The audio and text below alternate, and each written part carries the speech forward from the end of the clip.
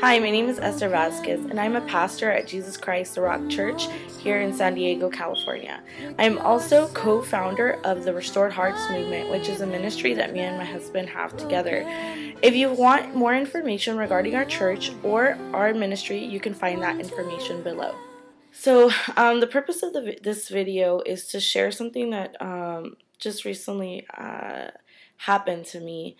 I felt from God that I needed to share this story because as I was going through it, I looked for a lot of information and I found nothing. I looked for comfort and I found nothing. And I looked. I tried to talk to people about it, and I found nothing.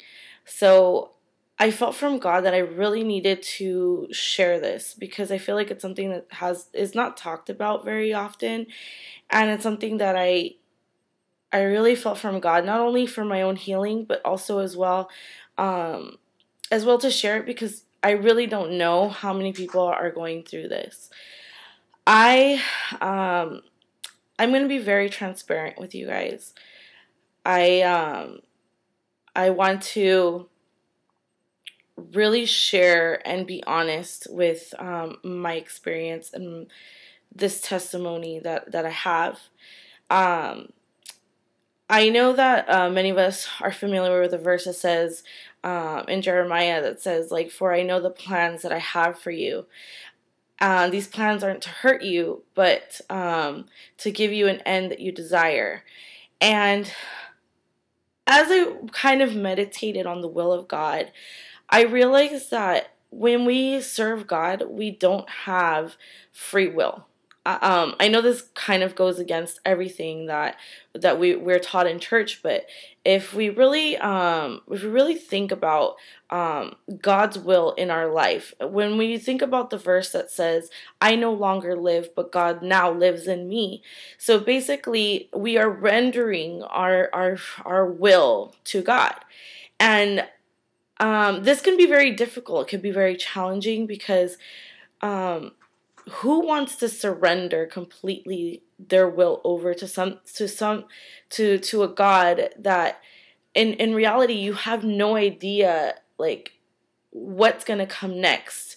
You don't know the plans that God has for you, and this could be a very challenging thing to do. And this is something that I really have meditated on. And it brings me to the story of Peter. Peter walked with Jesus. Peter ate with Jesus. Peter had a relationship with Jesus. But when it came to a moment of trial, when it came to a moment where Peter should have stood up for his beliefs, he chose to run away. And not only run away, but to go back to what he knew, which was fishing. And the thing I love about Jesus is that Jesus is a persistent love. His love for us is never ending. God will go to any length that he needs to go to in order to get you back. So, you know, he presents himself to Peter and he said, Simon Peter, do you love me?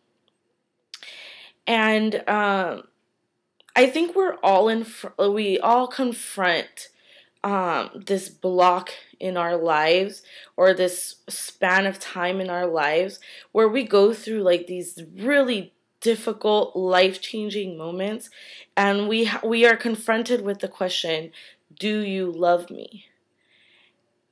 God asks us, do you love me? Are you willing to go through certain situations? Are you willing to go through my will so that I can be glorified? Are you willing to do this? Do you love me enough? Can you show me by following my will how much you love me? And I was confronted with this question just recently. Earlier in February, or actually, let me go a little bit back. a little bit after my husband and I got married, um, I was feeling very sick. I was getting these really horrible headaches. So I went to the doctor, and it wasn't migraines, or wasn't any kind of like, issues that was going on. So they, basically they had to do some blood work. And I was told that I had a very low percentage of getting pregnant. Um, which was very, very saddening for me, because that's always, not always something that I wanted, but something that I want now, and something that we were praying for. So obviously, to my knowledge, this was very difficult, because this is something that, obviously when you're married and you're serving the Lord, and the concept of family, like, it is something that you start desiring. So I became, very sad at the moment, but I decided to trust in the Lord. Also, that year, or towards the end of 2012, God had spoke to me through many people, saying that, we would be, that God was going to bless us with a child, and, that it was coming soon. And I believe in that word. And so basically what happened in February was, around the 15th, I started feeling a little weird. And my body was, changing. And I started to think, like, okay, I think I may be pregnant, because these are things that I've been feeling, and feels, I kind of researched, and it seemed like I was pregnant. We went to the doctor again, and the doctor took a pregnancy test, and there was a line, and it was really faint, and she said, well, it's too faint, so I can't tell you if you're pregnant, but if you come back in 2 weeks, we'll do another test. A week later, I was feeling even more weird, and so I took a pregnancy test, and it said it was positive. So you can imagine how happy me and my husband were. And basically, a couple days later, on March 4th, I had to be hospitalized. I started receiving, I started bleeding a lot. And I got scared, obviously, because, I had just found out I was pregnant. I had just a couple of days of knowing that I was pregnant. And I, was really worried. I couldn't sleep the whole entire night. And in the morning, I went to emergency just to make sure that everything was okay. And I went, they did lots of examinations on me. They told me I was roughly about 4 or 5 weeks pregnant. And they told me as long as I had no cramping or anything, that I should be okay. On the drive home from the emergency room, I started receiving these horrible cramping feelings. And I was just bleeding so much. And to the point where my husband had to call the ambulance. And I just, it was horrible, excruciating pain that I was feeling. And my husband calls the ambulance. And at this point, I realize I'm losing the baby.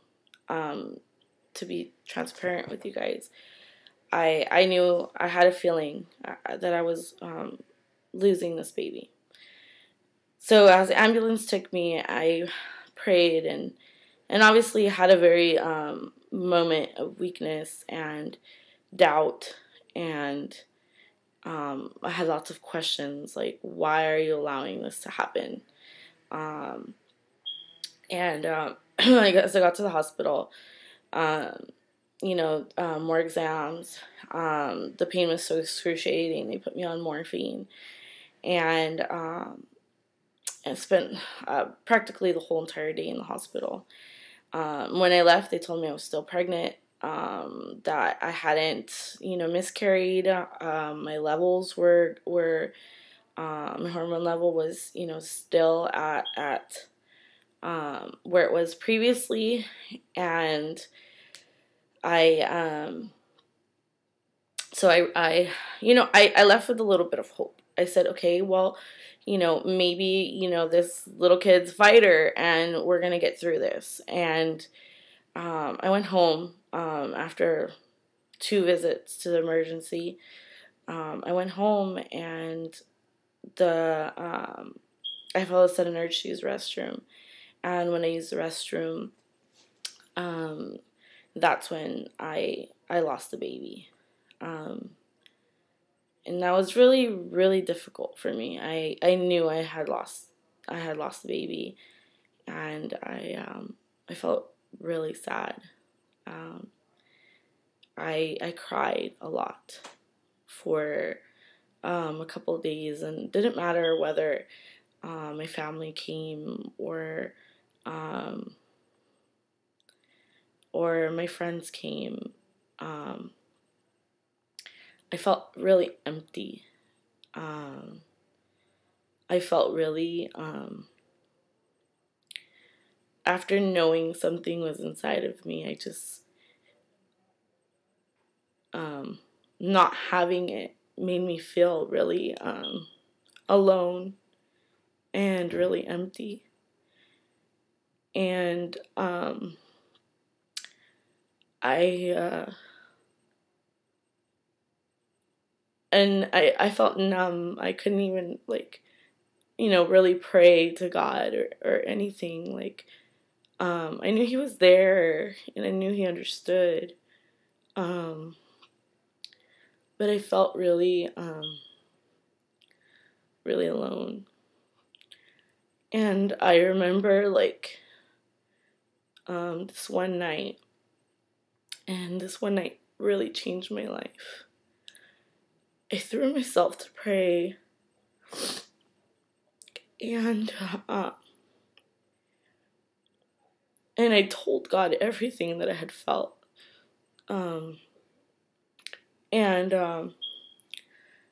Obviously, as a human being, I asked Him, everything has been so hard in my life. I thought for once You were cutting me a break. I thought for once, this is not going to be hard, and then I was confronted with that question. Can you still love me through this? And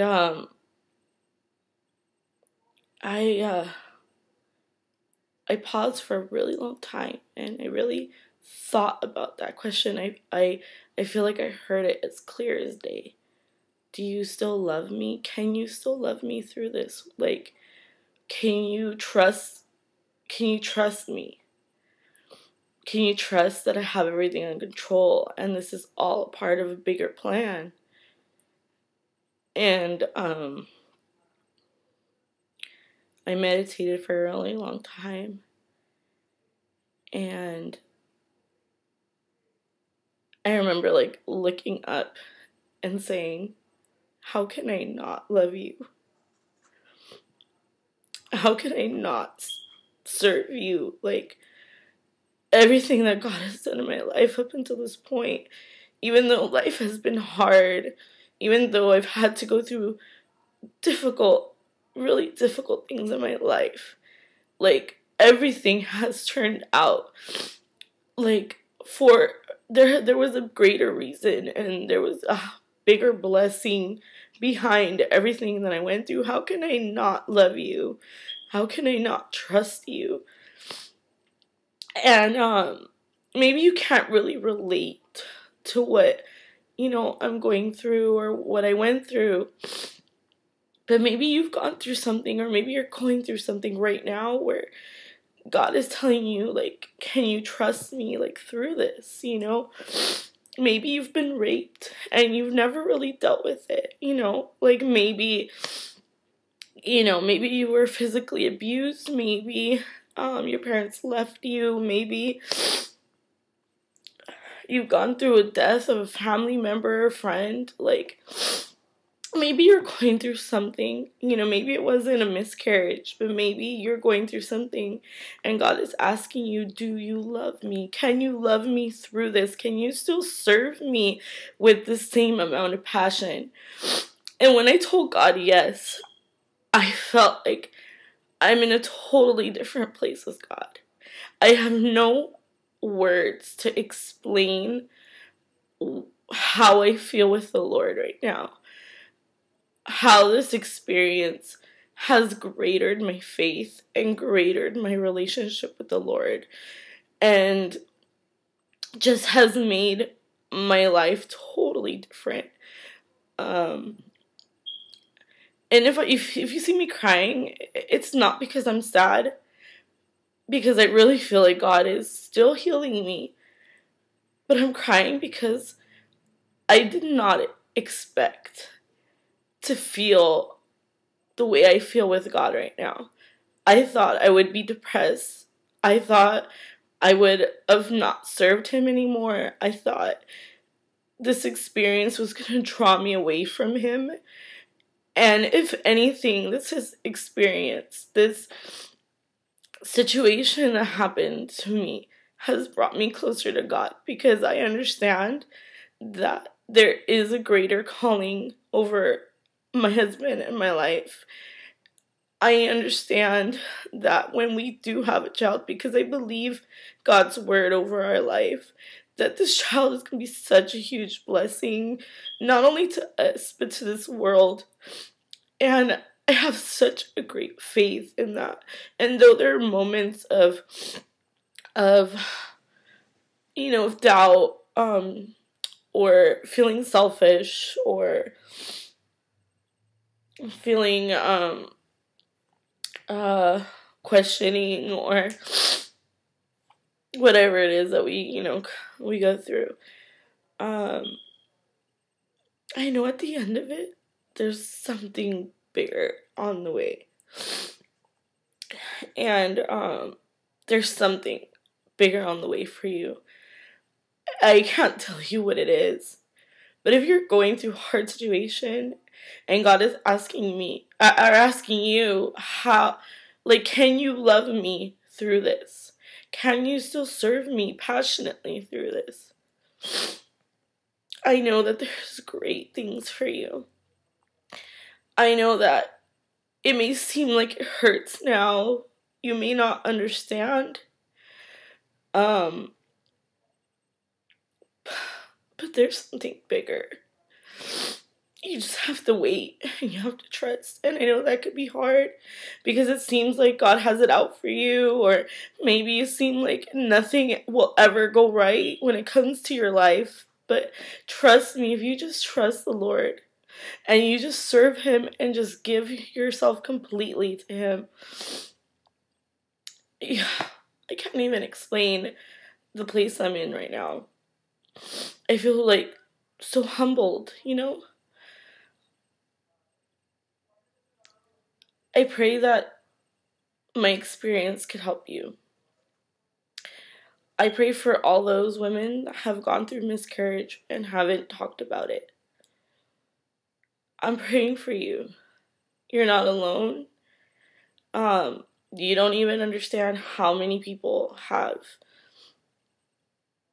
came up to me and told me I've gone through it too, and I have this many kids, and I didn't know how many women actually go through this, and within the church, and I just kind of wanted to bring an awareness to the subject. It's hard, but you're definitely not alone. God is there for you, and there's people, know that there's people out there that are going through the same thing.